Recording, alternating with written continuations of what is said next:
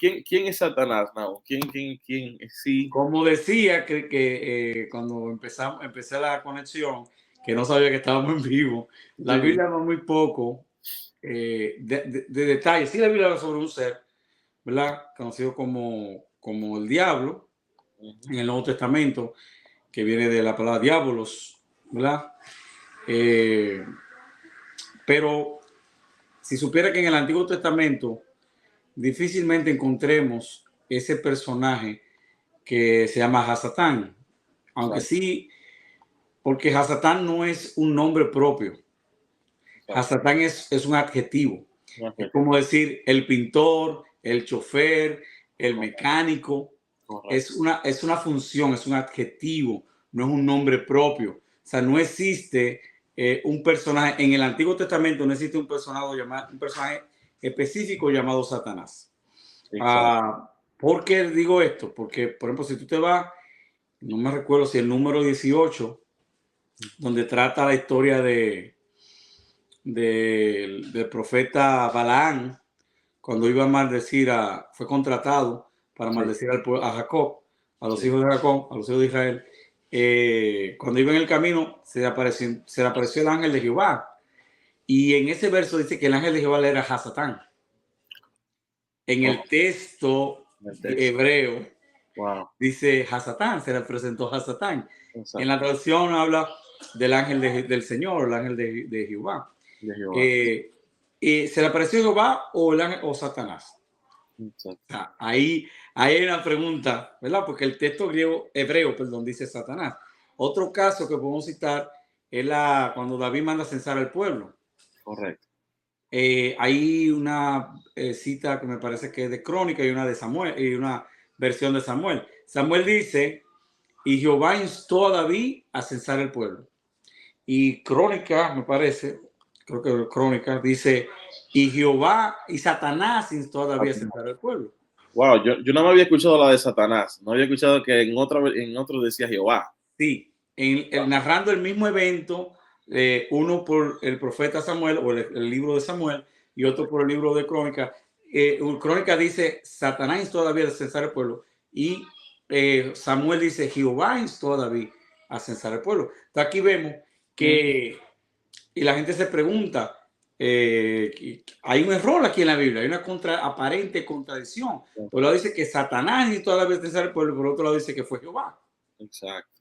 Entonces, incluso escuché una religión que se estaba formando en Bolivia, donde dice que Jehová es Satanás, y utilizan ese verso para comprobar que Jehová es Satanás, esta religión. Pero la realidad es la siguiente, donde dice Satanás no está hablando de un personaje. La palabra Satanás significa adversario. Adversario o opositor. Entonces, el ángel cuando iba Balaán, dice que fue su adversario porque se puso enfrente. Lo adversario para poder cruzar. La mula lo apretó contra la pared de la montaña, ¿verdad? Parece que estaba por un risco, por una montaña. Del lado estaba la pared de la montaña y le apretó el muslo y la empezó a golpear. Entonces, el ángel de Jehová era Satanás en ese momento. Satanás es una función. Está hablando de los tiempos bíblicos del Antiguo Testamento. Yo no estoy hablando del Nuevo Testamento, porque el pensamiento cambia. No es lo mismo el pensamiento del primer templo, el judaísmo del primer templo, al judaísmo del segundo templo, ni el judaísmo de cuando Cristo, ni el judaísmo de la Edad Media, ni el judaísmo actual. Son diferentes etapas de pensamiento que van siendo influenciadas por la cultura, por el lugar donde esté. Por ejemplo, el concepto que nosotros modernos que tenemos de Satanás lo heredamos del madeísmo, del zoroastrismo. Es el concepto moderno que tenemos de ángeles, demonios, Satanás, la lucha del bien y el mal. Es un concepto que no existía antes del primer templo, ¿verdad? En los tiempos de David hacia Moisés, vamos a decir, hacia Abraham, no había ese concepto de Satanás. De hecho, vemos un profeta cuando Josafat se une Judá e Israel se unen para ir a la batalla contra Siria. Vemos que hay un profeta, ahora no recuerdo el nombre, no sé si tú recuerdas, que Josafat le están trayendo todos los profetas. Había uno que era el principal de los profetas, agarró unos cuernos de bronce. Dice, así va a serle tú, dice Jehová, así le va a hacer al rey de Siria y lo vas a vencer. Y Josafat sabía que no estaban hablando conforme al Espíritu de Dios. Y le dice al profeta, al rey de Israel, creo que acá, le dice, no hay un profeta de Dios. Sí. No hay un profeta de Dios. ¿Viste? Usted dice acá, bueno, hay uno, pero no me gusta porque siempre profetiza mal. Siempre me profetiza mal. No me gusta, acuerdo el nombre del profeta. Si alguien puede, no sé si tú puedes ver los comentarios. No me acuerdo ahora mismo. Bueno, el asunto es que cuando hacen buscar al profeta, el profeta dice lo mismo. Mira, Jehová va a acabar, los enemigos lo van a destruir. Y entonces el rey lo conocía, que dice, dime la verdad. Exacto, sabemos que no es Sabía que le estaba diciendo eso como de burla, un tono de burla. Y le digo, mira, va a pasar esto y esto aquí, ustedes van a hacer, lo vi esparcido a todo Israel, cada cual corriendo por su lado. Y el principal de los profetas que tenía estaba profetizando con el cuerno de bronce, agarró y le dio una galleta y dijo, ¿cuándo dejó el Espíritu de Dios de hablarte a ti, de hablarme a mí para hablarte a ti? Exacto.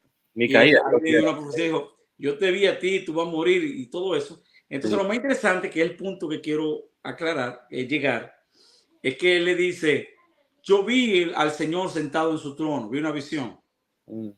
Y habían dos ejércitos de Dios, uno a la derecha y uno a la izquierda. Y dijo, ¿cómo voy a entorpecer al rey acá en la batalla? Dice que un espíritu se puso delante de Dios, de Jehová, y le dijo, yo iré. Y le preguntó, ¿cómo irás? Y le dijo, yo iré con espíritu de mentira en boca de los profetas. Y él dijo, ve, que tendrás éxito. Entonces, aquí vemos un demonio en la presencia de Dios, no en el infierno como la conmovisión que tenemos, sino un demonio que está frente a Dios, hablando con Dios, y Dios le manda a ese espíritu, no dice que era un ángel, dice que era un espíritu, ¿verdad? Aunque hay un verso que dice que los ángeles son espíritus, pero eso es otra cosa que podemos hablar luego, para no complicar la situación. También en el libro de Job dice que Satanás estaba entre sí, pero puede ser que Satanás sea un adversario, no el Satanás que nosotros tenemos en nuestra idiosincrasia. Claro. ¿Entiendes? Claro. Porque incluso a un hijo de David, la Biblia lo describe como Satanás. El meluno, ¿cómo se llama? Absalón. Absalón dice la Biblia que fue Satanás de David. Satanás es como el lado malo, el lado oscuro. Es un adversario, no necesariamente el lado oscuro, sino algo que te haga oposición. Por ejemplo, cuando Jesucristo le dijo a Pedro, vete de mí, Satanás, porque me eres estorbo. No era que Satanás estaba en Pedro, no, sino que en ese momento Pedro estaba siendo el Satanás de Jesús, porque le estaba impidiendo, diciendo, Señor, no te acontezca tal cosa, no vayas a Jerusalén a morir. O sea, en ese momento Pedro era Satanás, no que tenía Satanás, el Satanás que nosotros tenemos en la cabeza. Otro caso que podemos hablar, dice que había un espíritu que atormentaba a Saúl y que ese espíritu era de parte de Jehová. Entonces vemos como la mentalidad de los escritores antes del primer templo y en el primer templo era muy diferente a después del segundo templo. Ya en el segundo templo, Israel viene con creencia del madeísmo influenciado por el imperio medo-persa. Allá Israel, lo que nosotros conocemos hoy en día como el judaísmo, es una mezcla de madeísmo con cosas de la Biblia y cosas que no son bíblicas. Ellos dicen que son tradiciones que recibían de Abraham, pero no hay forma de comprobarlo, una supuesta ley oral. Pero si no contradice la escritura, yo no tengo problema. Pero si entra en contradicción con la escritura, hay serios problemas. De hecho, Jesucristo le dijo, hace 2000 años le dijo a los judíos, vuelvan a la senda antigua. O sea, ya ellos estaban perdidos. Hace 2000 años el judaísmo estaba perdido. Imagínate el judaísmo de la Edad Media, cómo se corrompió. Y el judaísmo de hoy en día, que es una mezcla de creencias de la reencarnación, de muchísimas cosas que no tienen nada que ver con las escrituras. Entonces, es un pensamiento sobre Satanás. Satanás en ese tiempo puede ser cualquier persona o cualquier ser. Ahora bien, en los tiempos de Cristo, Cristo es que más nos habla de los demonios y nos habla de un ser que en el Nuevo Testamento se describe como diablo. Entonces vemos, por ejemplo, que en Mateo 4 Jesucristo fue llevado por el Espíritu Santo para ser tentado por el diablo. Correcto. Entonces aquí vemos que hay un personaje que la Biblia descubre que, aunque es lo mismo, es un sinónimo, Satanás y diablo son sus palabras sinónima o equivalente del griego y del hebreo. Significan lo mismo, opositor. Entonces ya aquí vemos que sí hay un personaje. Pero ahora bien, es la mentalidad después del cautiverio. Pero Cristo vemos que habla de ese personaje. La Biblia lo describe como Beelzebú, el príncipe de los demonios. Hay algunos que creen que el nombre real de Satanás, porque el diablo también es un adjetivo, no es un nombre. Mucha gente piensa que el nombre es Azazel. Okay. Y incluso hay un ritual, el día de Yom Kippur, donde se elegían dos machos cabríos, uno para Azazel y uno para Jehová. El de Azazel se le echaba los pecados del pueblo, el sumo sacerdote declaraba los pecados del pueblo, imponía la mano y lo mandaba al desierto. Wow. Y muchas personas entienden que ese sería el nombre de Satanás. Ahora bien, esa historia, y esto que voy a decir va a chocar, de que Satanás alguna vez fue un ángel de luz, que se llamaba Luzbel, eso y que luego se descarrió y que se rebeló contra Dios. Eso no es bíblico, eso no está en la Biblia. No es bíblico. Que se llevó una tercera parte de los ángeles con él. Eso no es bíblico. No es bíblico. ¿De dónde sacan eso? ¿De dónde? De la eso viene te voy a explicar. Esa creencia viene después del cautiverio y viene del judaísmo realmente. Okay. Hay un libro que se escribió, creo que como 40 años antes de Cristo, por ahí, que es de donde, que habla sobre la ascensión de Moisés, que Moisés subió al cielo. Y de ahí es donde Judas, el escritor de Judas, que no sabemos quién es, toma esa guerra que tuvo de que Miguel con Satanás. Si vemos el libro de Judas, es una copia de Pedro. Es una copia de Pedro. En el primer siglo, el segundo siglo, mucha gente tomaba seudónimos de los apóstoles para escribir. Y entonces aquí vemos que si creemos esa versión que no está en la Torá, no está en ningún libro de la historia de la Biblia, de Moisés, ni nada de eso, de que el ángel de Miguel contendía contra el diablo por el cuerpo de Moisés. Esa historia está en un libro que escribió un rabino, no recuerdo el nombre, cerca del nacimiento de Cristo, como 40 años antes de Cristo, por ahí. Entonces, de ahí es que viene esa historia, esa lucha de Satanás, del Miguel, y ese libro habla sobre Miguel, el príncipe, Miguel de Daniel 7, 8, 9, por ahí, Daniel 9, pero si buscamos, Miguel no era un ángel, no existe un ángel llamado Miguel, no existe un ángel llamado Arcángel Miguel. Todo eso sale de un libro, y tú dices, aún, pero eso está en la Biblia, Judá habla de eso. Sí, Judá habla de eso, y mucha gente dirá, toda la escritura es inspirada por Dios. Yo no creo que toda la escritura es inspirada por Dios. Yo creo que en la Biblia está la palabra de Dios, pero no todo lo que está escrito es la palabra de Dios.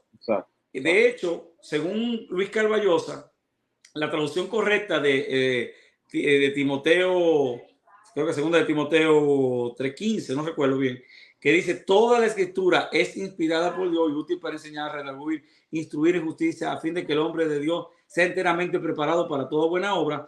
Él dice que la traducción correcta es, toda escritura que es inspirada por Dios es útil para enseñar, porque en la Biblia está hasta la palabra del diablo. Y dijo Satanás. Y ahí está lo que dijo Satanás. O sea, no todo lo que está en la Biblia. ¿Y quién estuvo escuchando a Satanás para escribirlo ahí? No, pero quiero decir que no todo lo que está en la Biblia es la palabra de Dios. Por ejemplo, Pablo dijo, esto no lo dice el Señor, esto lo digo yo. Entonces hay un paréntesis ahí. Esto no es mandamiento del Señor, eso es una opinión personal mía. Entonces en la Biblia encontramos opiniones personales. De hecho, lo que dice el libro de Judas, de que Moisés, eso no está en la Biblia. Él lo tomó de un libro de un rabino que está influenciado, obviamente, y después un día vamos a hablar sobre el príncipe Miguel. Sería bueno que tú pongas ese sobre, porque hay toda una doctrina de que cada pueblo tiene un principado que gobierna un pueblo, y todo eso viene de una mala interpretación de un texto. No es verdad, eso no está. El príncipe de Persia no era un demonio. El príncipe de Persia era lo que dice la Biblia, uno de los príncipes de Persia, o el principal príncipe de Persia. Exacto. Y eso está en el texto. Yo tengo mi canal de YouTube, los que me están oyendo, por favor, suscríbanse a mi canal. Ahí está, hablo sobre el príncipe de Persia, y hay muchos temas interesantísimos como este, bien controversiales, pero tienen fundamento bíblico. No había un príncipe de Persia. ¿Quién era Miguel? Uno de los principales príncipes ¿de dónde? De Media y Persia. No sé si estoy hablando mucho. No. Correcto, ¿no? ¿Qué pasa? Media y Persia se habían unido en familia, se habían unido en matrimonio. Y como se habían unido en matrimonio, eran dos reinos, Media y Persia. Entonces, un tiempo gobernaba una de las familias de Persia y otro tiempo gobernaba uno de los príncipes de Media. Exacto. Entonces, y tú decís, no, pero ¿y cómo pudo retener un príncipe a un ángel por 21 días? Primero, en ese pasaje vemos que lo que nosotros llamamos ángel, el personaje que estaba hablando con Daniel, le dijo, durante 21 días el príncipe de Persia se me opuso y nadie me ayudó contra él, solo Miguel, uno de los principales príncipes. Ahora bien, y cuando Miguel vino y me ayudó, me quedé allí con los príncipes. ¿Cómo puede ser si yo estoy peleando con alguien y viene alguien y me ayuda, me voy a quedar ahí con ellos? Dice, después que vino Miguel, yo me quedé allá con ellos. Aquí vemos, hay algo raro. ¿Puede un ser humano retener a un ángel? Sí, Jacob lo hizo y era un anciano. Jacob retuvo un ángel, que el ángel tuvo que decir, tú ganaste. Tú peleaste con los hombres, peleaste con los dioses, tú venciste. Exacto. Hay un precedente. Imagínate un rey, si eso fue Jacob siendo un anciano, que retuvo un ángel hasta rayar el alba, que el ángel tuvo que pedirle por favor que lo soltara. Imagínate un rey con todo un ejército, si no puede retener un ángel. Otro punto de que no era, que eran seres humanos, es que primero, que él le dijo, me quedé allí con los príncipes, después que Miguel me ayudó. Segundo, en el capítulo 11, verso 1, déjame ver, 11, sí.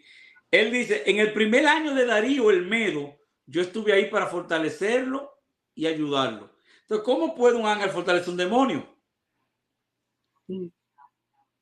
Ahí estaba gobernando en este momento el príncipe de Persia. Exacto. Y él dijo, en el primer año de Darío, el rey anterior, que era de Media, el Medo, yo estuve ahí para fortalecerlo y animarlo. Y él dijo, tengo que irme de nuevo a pelear con el príncipe de Persia, porque aquí viene el príncipe de Grecia. ¿Y quién es el príncipe de Grecia? Alejandro Magno. Y aquí va Alejandro Magno a hablar con el de otro demonio, a hacer alianza. No, a invadir a Media Persia, a sustituir, a destruir ese imperio. Wow. Entonces no eran demonios. La Biblia describe que eran seres humanos. Y por último, cuando dice, en aquel tiempo se levantará Miguel, mucha gente dice, no, Miguel se va a levantar a pelear contra el diablo no, en el tiempo del fin. No, la palabra levantar se refiere a la resurrección, porque es la misma palabra que en el verso 12 del capítulo 12 dice, y tú, Daniel, irás y dormirás con tu padre y te levantarás al final de los tiempos. Es la misma promesa que se le hace al príncipe Miguel, es la misma promesa que se le hace a Daniel. Te vas a levantar en la misma época, al final de los tiempos, para recibir tu heredad. Wow. Entonces, lo que quiere decir es, el príncipe Miguel, el que favorece a los judíos, ¿verdad? Había muchos príncipes entre esta familia, era uno de los principales príncipes. ¿Qué significa principal príncipe? Principal príncipe que era de la familia, los reyes tenían muchas concubinas, pero solo una reina, una esposa que era la reina. Entonces, los principales príncipes eran los que eran hijos de la esposa principal. Los que eran hijos de la concubina no eran principales. Pero dice Miguel, uno de los principales príncipes era que era hijo de la esposa del rey. Exacto. Entonces, por eso es uno de los principales príncipes, pero no que existe un ángel llamado Miguel. Eso no es bíblico. Eso viene de una interpretación judía. Que una persona escribió un libro y Judas menciona eso que está ahí. Pero si vamos a creer eso, entonces vamos a creer que Moisés fue levantado al cielo, que tampoco es algo bíblico. Entonces ahí me dirás, perdona, que hoy viene como con mucha energía. Cuéntala. Me dirá, no, sí, Miguel está Moisés está en el cielo porque él se presentó en el monte de la transfiguración. ¿De dónde vino Moisés? El mismo verso, estamos hablando de Mateo 17, dice que fue una visión que los discípulos y Jesús tuvieron de la venida de Cristo, incluso fue la visión. Por eso encontramos a Moisés y Elías resucitados. Moisés y Elías no vinieron del más allá, ni del más acá, ni del cielo, ni del purgatorio, de ningún lado. Los discípulos vieron una visión del futuro, porque el verso lo dice. No que yo lo estoy inventando. En los últimos 2 versos del capítulo 16, Jesucristo le dijo, algunos de los que están aquí no gustarán la muerte hasta que me hayan visto venir en mi reino. Entonces, 6 días después, tomó a 3 de sus discípulos, Jacobo, Pedro y Juan, y fue a un monte alto, y allí entonces se transfiguró delante de ellos y vinieron Moisés y Elías. Pero ¿qué pasó ahí? Lo que él dijo, algunos de los que están aquí no gustarán la muerte hasta que me vean venir en mi reino. Ellos tuvieron una visión de la venida de Cristo. Más del capítulo, creo que el verso 6 o verso 7 del 17, dice, cuando hubieron descendido del monte, Jesús le dijo, no le cuenten a nadie la visión.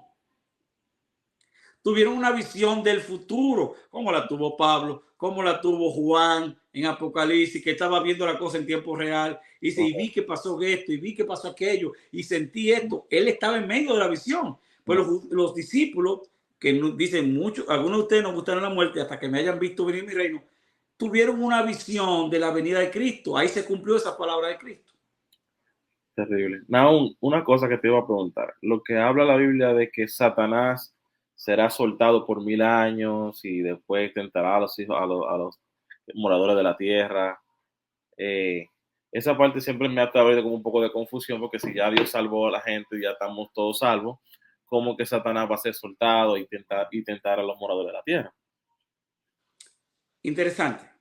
Apocalipsis 20 es una de las citas más complejas de interpretar, porque todo lo que está escrito en el Nuevo Testamento tiene que tener soporte del Antiguo Testamento. O sea, no encontramos en el Antiguo Testamento ese periodo donde van a haber naciones impías. Es la parte más compleja de interpretación. No me malinterprete, yo sí creo que hay un ser, no sabemos el nombre, que sí es lo que nosotros conocemos como Satanás y como diablo. Yo sí creo, mucha gente por ahí no creen que existen demonios y nada de eso. Son como los saduceos no creían que había espíritu, ni ángel, ni demonio. Yo sí creo que existen seres que no están en el infierno. No hay demonios en el infierno. La Biblia dice que están en los aires. La palabra que Pablo utilizó ahí es Uranos. Urano es el firmamento, el cielo, el cielo visible. La Biblia dice que habitan los aires, puede ser en el espacio sideral, pero los demonios no están en el infierno, eso no es bíblico. No hay, exacto, como no hay demonios en el infierno. Lo que nos habla la comedia de Dante, que dice que están los demonios torturando a la gente. No, eso no está en la Biblia. Eso está en Dante 3.16. Ya. Pero en la Divina Comedia. La Divina Comedia. Sí. Pero eso no está en la Biblia. Eso en el infierno no hay, no existe un infierno actualmente. El infierno es un evento del futuro. La Biblia no es un evento. O sea, la gente cuando muere no va donde Dios dice, al polvo de la tierra. Y eso lo hablamos en el programa pasado. Sí creo que existen demonios y la lucha que la Biblia nos habla contra esos seres espirituales, con esas fuerzas de maldad, es interesante. La Biblia no da detalles de cómo son los demonios, qué son los demonios. La Biblia no da detalles de eso. En el Islam tienen una versión más acabada o más amplia, vamos a decir, sobre los demonios. Ellos lo llaman jinns. Los jinns en el Corán, hay jinn bueno y jinn malo. No todos los jinns son malévolos. Los jinns era una civilización que habitaba aquí en la tierra. Una civilización muy avanzada, que fueron tan avanzadas que se destruyeron, que volvieron un caos aquí el planeta. Sucede que hay un principal de los jinn, uno que es bien sabio, se llama Iblis. Iblis es el equivalente al Satanás o el diablo del cristianismo. En el Islam se conoce como Iblis. Cuando Dios va a crear al hombre, lo agarra y llama a todos los ángeles y a todos los jinn. Los jinn son espíritus, o sea, hay 3 categorías de creación. Están los ángeles, están los jinn y está el hombre. Son 3 categorías de creación. Entonces Dios le dice, forma el cuerpo de Adán del polvo, pero todavía no había respirado el aliento de vida. Esto es esto no está hablando de la Biblia, estoy hablando del Islam. El Islam. Y Dios le dijo, tienen que postrarse delante de ese hombre. Entonces Iblis entró dentro del cuerpo de Adán antes de tener vida y dijo, yo no me voy a postrar delante de un ser que está hecho de tierra. Los ángeles están hechos de fuego. Eso está hecho de tierra. Yo no me voy a postrar delante de ese. Entonces, dijo, pero Dios le dijo, si no te vas a postrar, te vas a condenar el día del juicio final. Y él dijo, yo prefiero condenarme al juicio final antes de postrar, pero te pido un favor, no me destruyas ahora. Wow. Y yo te voy a demostrar que antes del juicio final, esa creación que tú hiciste no te va a servir. Wow. Esa es la visión del Islam. No estoy hablando de la vida, estoy hablando del Islam. Sí, sí, no, entonces, fue como una especie de apuesta entre Dios y Iblis, que es el diablo en la religión del Islam. Entonces, yo digo, ok, vamos a ver. Entonces, de ese momento, Satanás tienta al hombre para hacerlo perderse junto con él. Exacto. De hecho, Jesús dijo, cuando condenó a los que de la izquierda y se apartó de mí, maldito el fuego eterno, preparado para Satanás y sus ángeles. Sus ángeles, exacto. Para el diablo y sus ángeles. O sea que tiene un poquito de relación, que había entonces a Iblis, un grupo de demonios lo siguió, y ahí comenzó la lucha entre Iblis y Dios para descarriar al hombre del buen camino y que nos sirva a Dios. Ahora bien, si nos vamos a la historia, no estoy huyendo a tu pregunta, la vamos a contestar. Okay. Lo que pasa es que estoy llenando algunos huecos antes de llegar al final de los días. No, está bien. En Ezequiel 28 y Isaías 14 no habla de Satanás. La palabra Lucifer viene de la Vulgata latina, que se llama portador, que significa portador de luz. Viene de la traducción lucero, hijo de la mañana, creo que fue el libro de Isaías, que dice, está hablando de un rey, del rey de Babilonia, y Daniel está hablando, y Ezequiel 28 está hablando del rey de Tiro. ¿Por qué está hablando un rey? Porque el texto lo dice. Predica contra el rey de Tiro. Naúm, pero que dice, oh, querubín protector y todas esas cosas. Sí, pero todo eso son un lenguaje poético, porque dice claramente el texto, como hombre fuiste creado y como hombre morirás. Exacto. Entonces, dice que fuiste creado como hombre, está hablando de un hombre, está hablando de dos reyes. Sí. Y exactamente como se profetizó, así se cumplió en la historia. O sea que no estaba hablando, incluso ahí predice la muerte, como va a morir cada uno. Y así murieron, tal como fue profetizado. Se está hablando de dos personas. Que es una profecía de cumplimiento doble. No, la Biblia no habla que Satanás fue creado como un ángel y que luego y esta es la cosa que se han creado, como que Satanás que dirigía la música en el cielo. Todo de un pasaje que no está hablando de Satanás. Jesucristo dijo que el diablo peca desde el principio, que es mentiroso, que es padre de mentira, que peca desde el principio, que no hay verdad en él. Dice que nunca ha habido verdad en él. Tremendo.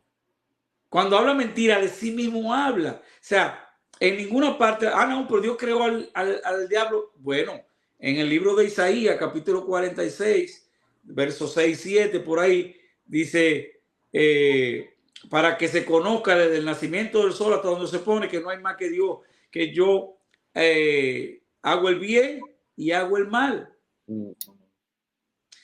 Creo la luz y creo la oscuridad. La oscuridad, exacto.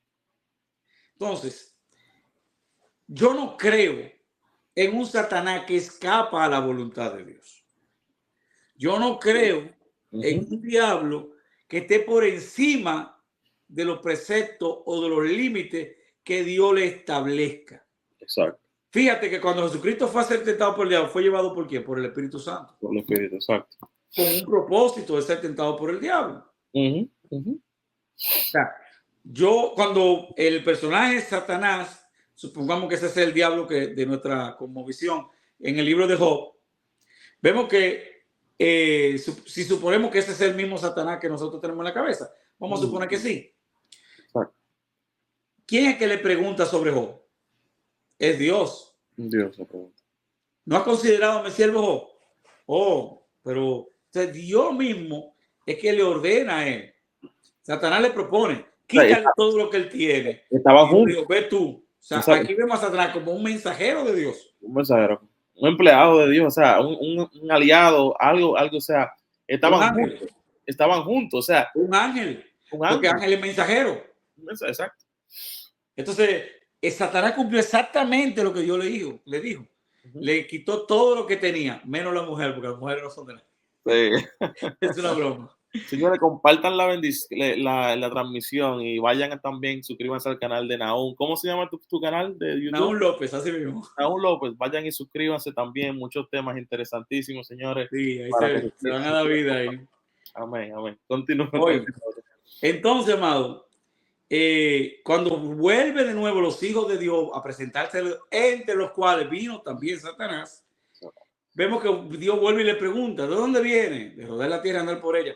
Y Dios dijo, ¿no has considerado a mi siervo Job, temeroso, bla, bla, bla, bla, que aún mantiene su integridad, aun cuando tú me incitaste para que yo lo arruinara sin causa? O sea, lo que hizo Satanás, Dios se lo adjudicó como una obra de Dios. Dios dijo, fui yo que lo arruiné.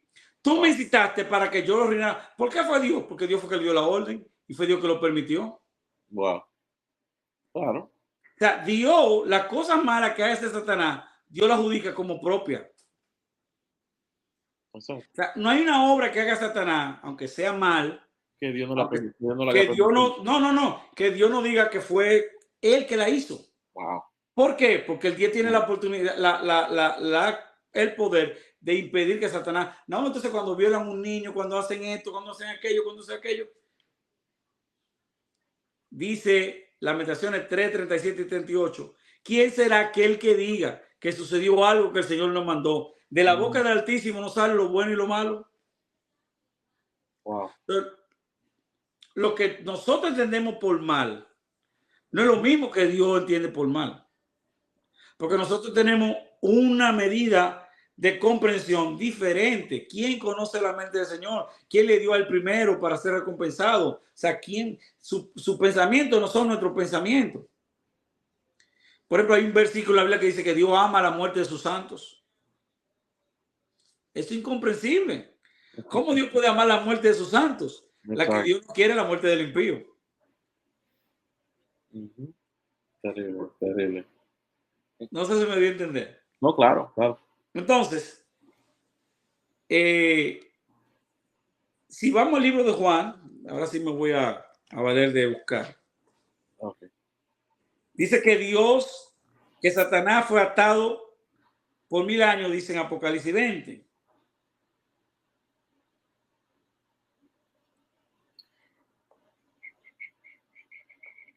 Te iba a preguntar, ¿habrá alguna diferencia entre un espíritu inmundo y un demonio? ¿O es, yo no la sé. Sí, existe la diferencia. Sí, para mí es lo mismo. Es lo mismo, ¿no? Para mí, hay muchas doctrinas que yo he escuchado recientemente, muchas cosas interesantísimas, pero yo no las comparto porque no le encuentro un fundamento bíblico para. Yo lo que no sé, digo, yo no sé. Correcto. Yo no me voy a poner a inventar teorías. Para mí un espíritu inmundo y un demonio es lo mismo. Porque la Biblia lo usa de manera intercalada. Okay. O sea, si tú ves una versión de Mateo y una de Lucas, uno dice un espíritu de inmundo y otro dice un espíritu de demonio. Hay muchísimas teorías sobre eso. Por ejemplo, la cienciología entiende que los demonios son los hijos de unos extraterrestres que vinieron y tuvieron relaciones con las hijas de los hombres, que habla Génesis 6. Que en la Biblia se llaman los hijos. Entonces, esos híbridos de humanos e hijos de los dioses, sus espíritus quedaron ambulantes cuando el diluvio. Sus cuerpos murieron, pero sus espíritus quedaron aquí. Pero eso ellos viven buscando casa. Casa quiere decir un cuerpo. Un cuerpo, sí. Para habitar. Dice, volveré a mi casa, dijo Jesús. Porque quedaron sin cuerpo esos espíritus de esos seres híbridos. Pero eso es la cienciología que habla de eso. Sí, los demonios no aparecen, no se mencionan demonios en el Antiguo Testamento. Bueno, solamente Bueno, el de dice que había un Saúl. espíritu que atormentaba a Saúl de parte A de Saúl, Jehová. exacto, ese es el único creo que aparece. Si leemos Juan 12:31, déjame ver, Juan 12:31, hay dos citas de Juan. Dice, ya está aquí el juicio de este mundo. Ahora el príncipe de este mundo será echado fuera. Muy bueno. ¿Cuándo Satanás fue atado? Cuando Cuando Cristo murió. muere y resucita. Correcto. En ese momento Satanás fue atado. Dice que el príncipe del mundo ya aquí ha sido juzgado. He aquí ya el juicio de este mundo. Ahora el príncipe, ahora será echado fuera. Si leemos en San Juan 16:11, dice lo mismo también. Él, cuando habla de que el Espíritu Santo convencerá al mundo y de juicio, porque el príncipe de este mundo ha sido juzgado. Dice que el Señor, el acta de los decretos que nos eran contrarias fue quitada de medio y clavada en la cruz del Calvario.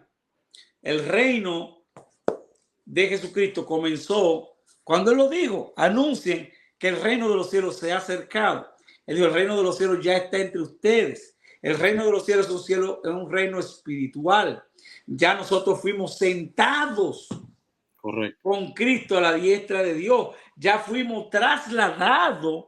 Eso no es algo del futuro, ya eso ocurrió. Hemos sido trasladados del reino de las tinieblas al reino de su amado Hijo en luz. Por eso dice el apóstol Pablo: andad como hijos de luz. Ya ocurrió, ya el reino vino. Lo que me preocupa no es que en aquel tiempo no se hayan dado cuenta, sino que hoy en día todavía los cristianos no se han dado cuenta. Por eso Pedro le preguntó: Señor, ¿cuándo va a restaurar el reino? Pero Jesucristo, algo que me gusta mucho de Cristo es que Él nunca responde lo que la gente le pregunta, sino la intención de la gente. Correcto. Por ejemplo, cuando Nicodemo le dice: Señor, sabemos que tú has venido del cielo. Y Jesucristo le dijo: Pedro, tiene que nacer de nuevo. Como que no tiene que ver con la conversación. Él le contesta lo que realmente a lo que fue Nicodemo. Nicodemo no fue a alabarlo, Nicodemo fue a investigar de cómo del reino que ellos estaban esperando un reino político. Exacto. Igual que los discípulos. Pero le digo: Señor, ¿cuándo tú vas a restaurar el reino de Israel? ¿Ahora o cuándo? Pero Jesús le contestó: Pedro, tú vas a recibir poder, porque era el poder que estaba Pedro buscando. Cuando reciba el Espíritu Santo, entonces ahí tú me vas a ser mi testigo. Lo que tú quieres hacer políticamente no es así, sino cuando tú recibes el Espíritu Santo, tú vas a declarar mi reino por todas partes. Cuando Pilato le pregunta: ¿tú eres el rey de los judíos? Pilato: mi reino no es de este mundo, no compite con el tuyo. Wow. Jesucristo le contesta la intención. Pilato que dice: bueno, hay un rey aquí, me van a quitar mi trabajo, mi moro. Entonces Jesucristo dijo: no, mi reino no es de este mundo, Pilato. No compite con el tuyo, no es de este tipo de reino. Pero peor aún, los cristianos hoy en día están esperando un reino aquí en la tierra. Dicen que va a haber naciones impías y todo eso. No. Cuando Cristo venga, en la parucia de Cristo, dice que la tierra será quemada, segunda Pedro capítulo 3. Entonces, si en la parucia, que todo el mundo está de acuerdo que la parucia es su segunda venida, y si la tierra va a ser quemada y todos los que no han aceptado el evangelio serán quemados, entonces ¿dónde quedarán esos 1000 años con naciones impías? Ahí tenemos un gran problema. Claro. Y quería tocar un versículo. Otro punto, perdón, que es un texto también muy fuerte, es en Romanos 8, dice que la tierra está guardando la manifestación gloriosa de los hijos de Dios, porque ella misma será transformada a esa manifestación gloriosa. Entonces, no va a ser 1000 años después de nuestra transformación, no va a ser 7 años después de nuestra transformación, sino junto con nosotros la tierra va a ser transformada. Entonces, ¿dónde queda el milenio? No existe. Sí existe, estamos en el milenio. Mucha gente dice: no, tú eres milenarista. No, yo soy milenarista porque ya estamos en el milenio. Ya estamos. El milenio no es un periodo exacto de años, sino un número indefinido de años. Claro, quería tocar un versículo aquí de lo que tú habías dicho también, que te decía que, porque el diablo fue atado cuando Cristo pues murió. Aquí también en Hebreos dice, capítulo 12, verso 14, dice, Muy fuerte. así por cuanto los hijos participaron De de carne y carne y sangre, sangre, también participó de lo de lo mismo mismo, para, para vencer por para medio de la destruir muerte al al que tenía el imperio, imperio. Para, no dice para vencer, dice para matar, en una para destruir, versión, o exacto, para para destruir, destruir al que tenía el imperio de la muerte. que era el Esto es diablo. el diablo. So, en la muerte de Jesús destruyó al diablo. Es lo que dice el texto. Entonces, ese versículo como que no lo saben explicar muy bien los religiosos y pentecostales, porque entonces si se fue destruido en su muerte, ¿cómo está vivo por ahí rondeando y haciendo maldades? Mira, O sea, ¿fue este destruido tema, o va a ser destruido? Porque ellos dicen, fue destruido y también, no, que fue destruido espiritualmente y será destruido físico entonces después. O sea, eso es bueno, lo que nos dicen. Jesucristo dijo que el infierno está, el diablo va a ser destruido en el infierno. Correcto. Pero mira qué pasa. En asuntos espirituales, por eso Dios llama a las cosas que no son como si fuesen. Hay muchas cosas. Por ejemplo, Cristo llevó las enfermedades y por su llaga hemos sido curados y no nos enfermamos. Correcto. Cristo venció la muerte y no morimos. Correcto. O sea, Entonces, eso es algo que yo he batallado mucho de que yo me compro y dice, pero espérate, si nos estaban esperando la muerte y el sacrificio, ¿por qué él muere? Todo pasa, pero nada, o sea, todo pasa, pero nada pasa a la misma vez. Porque morimos, nos enfermamos, todo, no, ¿sabes? lo que pasa es que Cristo representa a todos los nuevos, los segundos Adán que van a nacer. O sea, en Adán todos mueren, en Cristo todos son vivificados. A una vez yo creí en la salvación universal, pero cuando dice todo, es todo lo que son descendientes del segundo Adán. O sea, los cuales no son engendrados con voluntad de carne ni voluntad de varón, sino por voluntad de Dios. Los descendientes del segundo Adán, los que nacen de nuevo del agua y del espíritu, esta descendencia ya está representada en Cristo. O sea, si Cristo venció la muerte, ya yo la vencí. O sea, Él murió por nosotros y resucitó por nosotros. Entonces, nosotros estamos representados en Cristo. Cristo nos representa a todos nosotros. Cuando venció la muerte, ya nosotros vencimos la muerte. Por eso Él dijo, el que cree en mí no verá muerte. Okay. Y tú dices, pero ¿cómo que no verá muerte? Dice, no verá muerte jamás. Yo soy la resurrección de la vida. El que en mí cree, aunque esté muerto, vivirá. Amén. Entonces, nosotros no morimos, porque la muerte no tiene potestad sobre nosotros. Pero esto físicamente se va a ver realizado en la transformación cuando Él venga, cuando la tierra sea transformada y nosotros seamos transformados junto con la tierra. Ahí es donde se manifestará de manera física, pero ya de manera espiritual ya ocurrió. Junto con Él morimos, fuimos sepultados juntamente con Él y juntamente con Él fuimos resucitados y juntamente con Él nos sentamos en los lugares celestiales. O sea, esa es la posición espiritual nuestra. Ahora, no vemos que todas las cosas le sean sujetas. No vemos que todo es lo que el apóstol Pablo explica en 1 Corintios 15. Sí, tremendo. Y Colosense, te va a leer ese también, capítulo 2, que dice, y despojando a los principados y a la potestad, los exhibió públicamente, triunfando sobre ellos en la en la cruz. cruz. O sea, él venció a los principados y las potestades. Sí, de hecho, que nos introdujo esa ideología en el judaísmo y que nosotros heredamos, el madeísmo, ellos ya sacaron solamente hay como 20,000 gente que sirve esa religión hoy en día de manera oficial. Ellos creen que Satanás es lo que la Biblia llama la concupiscencia que está dentro de nosotros. O sea, dice Satanás no es un ser externo, Satanás somos lo que los cristianismos nosotros conocemos como la naturaleza caída.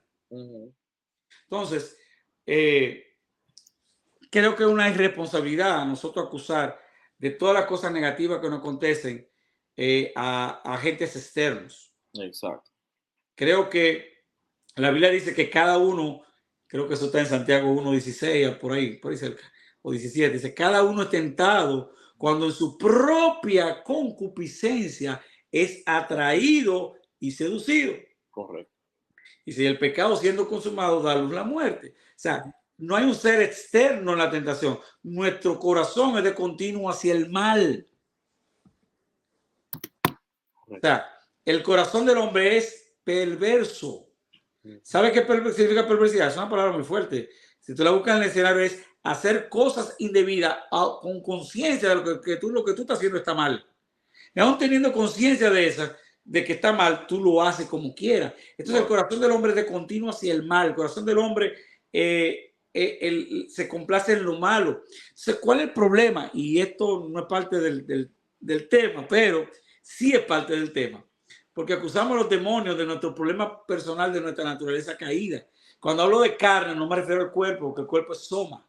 Me refiero al sarx, que es la concupiscencia, el deseo de pecar, ¿verdad? Porque el soma es el templo del Espíritu Santo, eso no es la carne.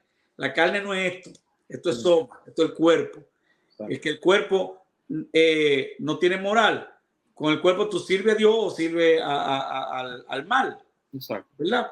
Es como el dinero, que ni es bueno ni malo. Tú lo puedes usar para hacer cosas buenas o para hacer cosas malas. Lo mismo el cuerpo, es un vehículo o un instrumento que tú puedes utilizar para el bien o para el mal. Ahora bien, el SARS es esa concupiscencia que nos lleva a pecar, ¿verdad? Cada uno es tentado cuando en su propia concupiscencia es atraído y seducido. No necesitamos un agente externo para ser tentado.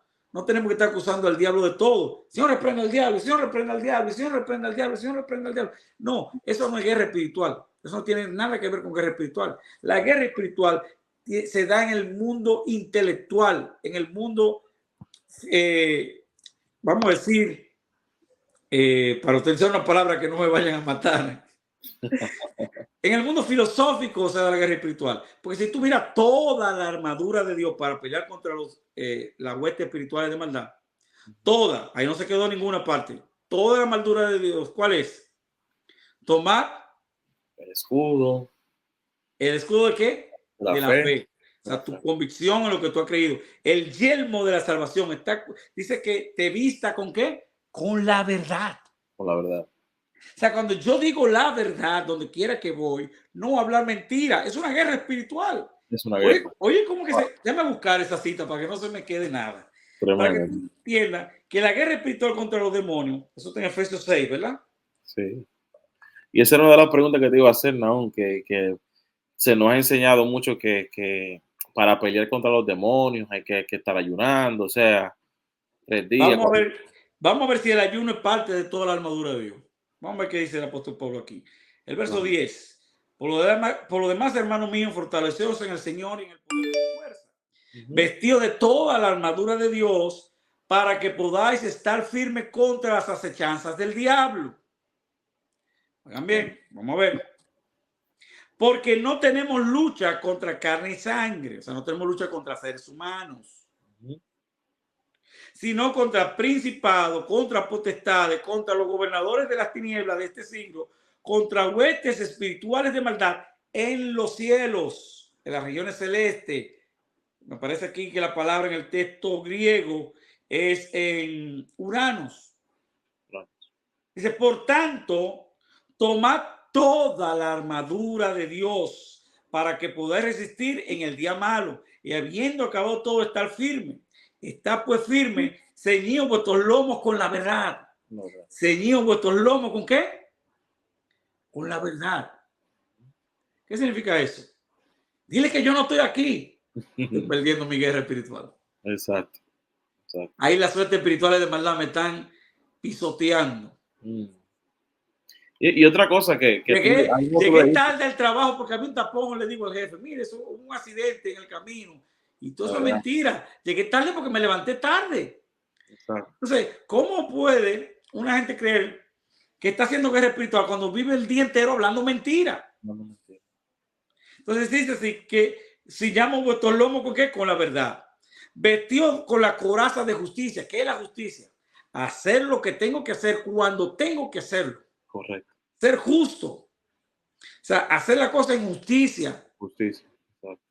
Entonces, oigan como la armadura para pelear con el diablo, decir la verdad, hacer justicia calzados los pies con el apresto del Evangelio de la Paz. Me gusta la versión de Dios habla hoy que dice, calzados los pies con la disposición de predicar el Evangelio de la Paz.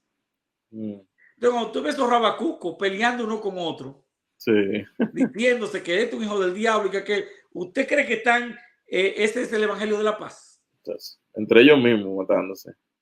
Ese no es el Evangelio de la Paz. ¿Qué significa calzar los pies con el Evangelio de la Paz? Que donde quiera que usted vaya, predique. Como dijo un sacerdote católico, no recuerdo el nombre, San Francisco de Asís, digo, predica todo el tiempo y cuando fuese necesario, usa tus palabras. Predica todo el tiempo y cuando fuese necesario, usa tus palabras. La Biblia dice que prediquemos a tiempo y fuera de tiempo. ¿Qué es a tiempo? A tiempo es lo que yo estoy haciendo ahora, porque tú me invitaste para hablar, para predicar, para exponer. Ahora, fuera de tiempo, cuando yo estoy en la universidad, ahí no están para escucharme hablar.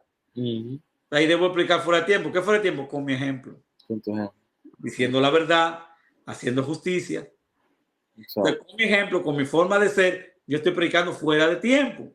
En el autobús, donde quiera que estoy, no son lugares donde debo predicar a tiempo. A tiempo cuando la gente está ahí para escucharme, tiene que escucharme obligado. Pero fuera de tiempo, cuando la gente no está para escucharte, tú tienes que buscar la estrategia. Y la mejor estrategia es tu testimonio, tu forma de ser. Pero antes que déjame terminar con esto, por favor. ¿Sí? Dice así, ¿dónde me quedé?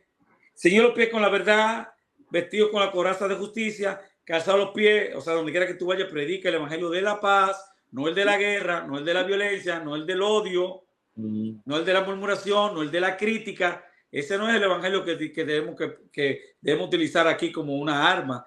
Dice, calzados los pies con el evangelio de la paz. Sobre todo, tomar el escudo de la fe, con que poder apagar todos los dardos de fuego del maligno. Tomad el yelmo, que era un casco, de la salvación. Tener esa seguridad de que Cristo te salvó, que no es por tus méritos, sino por lo de Él. Tomar el yelmo de la salvación y la espada del Espíritu, que es ¿qué? Lo que estamos haciendo ahora. Estamos haciendo guerra espiritual, que es la palabra de Dios. Estamos hablando de la palabra de Dios. Entonces aquí vemos que ya se acabaron toda la armadura.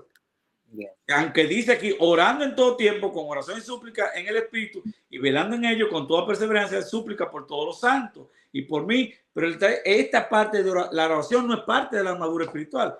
Pero ¿cómo va a ser? Sí, porque la oración no va dirigida a los demonios ni a Satanás. Tú no puedes pasarte 2 horas. Reprendo al principado de que se quede, reprendo al hombre fuerte, reprendo. Eso no es de Dios. La oración debe estar dirigida a Dios exclusivamente. Correcto. El ayuno tampoco te da fuerza espiritual. Al contrario, el ayuno te debilita espiritualmente porque somos un ser. Todo lo que debilita el cuerpo debilita el espíritu. Exacto. ¿Qué momento aprovechó Satanás para tentar a Jesús? Cuando había ayunado 40 días, cuando estaba más débil. Wow. Mucha gente dice, Satanás se pone guapo porque cuando yo estoy ayunando es que me llegan todas las tentaciones. No, es que usted está débil. Exacto. El ayuno debilita el espíritu también. Exacto, ¿verdad? El ayuno es una adoración. Isaías lo describe claro cuál es el ayuno que el Señor quiere. Exacto. O sea, que comparta tu pan. Ese día dice, la comida que vamos a cocinar hoy la voy a compartir con aquel vecino que no tiene. Voy a llevársela a aquel que está en la calle pidiendo. Y ese es el ayuno que agrada a Dios. Amén. El ayuno no te da fuerza sobre los demonios. Ese texto que dice, este género no sale sino con oración ayuno, no es parte del texto bíblico original. Ese verso fue añadido por la Iglesia Católica en el siglo 6, 7. Wow. Ese texto no está, por eso en muchas Biblias no aparece. Sí. En la Biblia Dios habla hoy, en la Biblia versión internacional, está en blanco ese texto. Y alguna Biblia tiene un asterisco que dice abajo, este verso no aparece en los manuscritos más antiguos, por eso no lo tenemos. No aparece, no es verdad. Ese es el más usado de las personas. Toda una doctrina de un verso que no está en la Biblia original, está en unas versiones que fueron agregadas al texto. Exacto. Increíble. Increíble, bien fuerte. Pues gracias, Nahum, un placer. Creo que me tomé todo el tiempo, no te dejes. No, estamos bien. Preguntar. Ya las preguntas las cubriste, tú cubriste todo. Te iba a preguntar, lo cubriste ya. Bueno, pues gracias por la invitación y Amén. hay muchos temas por ahí que quedaron sueltos ahora. Sí, vamos a seguir tocando esos temas. Nada, bendiciones, gracias y hasta la próxima. Shalom, shalom. Amén. Shalom a todos.